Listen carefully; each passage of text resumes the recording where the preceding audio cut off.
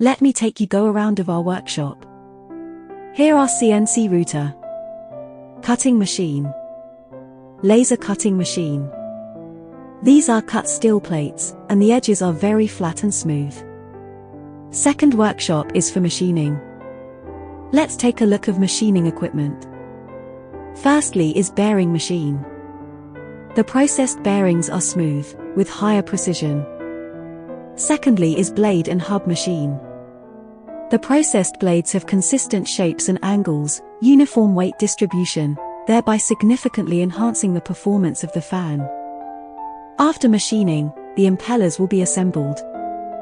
The large machine in front of us is a CNC machine specifically designed for machining impeller hubs. It can process impeller hubs with a maximum diameter of 5 meters after machining. The hub not only has a beautifully finished exterior but also boasts exceptionally high precision and concentricity with the blades, ensuring the balance of the impeller.